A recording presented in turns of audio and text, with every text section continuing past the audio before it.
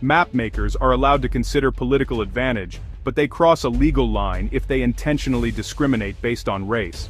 The challenge is that in many places, race and party affiliation are closely linked, making it difficult to separate the two motives. In Texas, this overlap is especially pronounced. Because many minority voters tend to support one party, mapmakers can claim their redistricting decisions are purely political, even when the impact falls heavily along racial lines. This creates a convenient cover for actions that may, in effect, disenfranchise minority communities.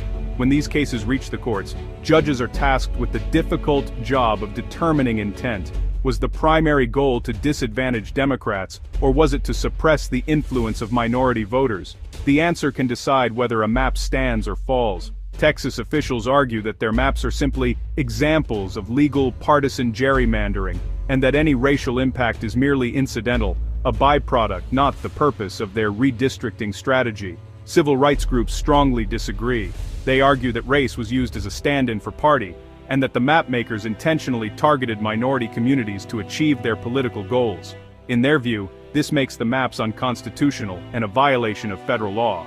In this case, the lower court sided with the civil rights groups, finding that race was not just a factor, but the driving force behind the partisan outcome. This decision underscores how difficult it is to untangle race and politics in modern redistricting. This legal gray area sits at the very heart of the national redistricting debate. As states redraw their maps every decade, the question of intent, political or racial, remains a flashpoint for lawsuits and public outcry. The distinction between partisan and racial gerrymandering is not just academic, it determines what is allowed and what is forbidden. One can shape the political landscape for a generation, while the other is a violation of fundamental rights. The outcome of the Texas case could set a powerful precedent, influencing how courts and lawmakers across the country approach future redistricting battles, and shaping the rules of American democracy for years to come.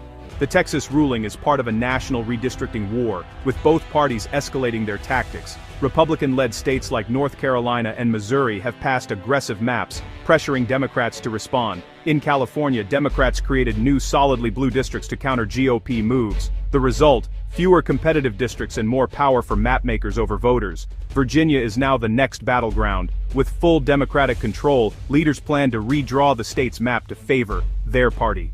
The move is seen as a necessary response to Republican gerrymandering elsewhere.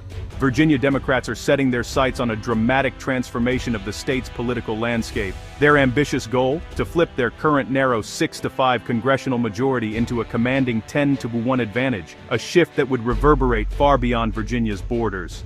Achieving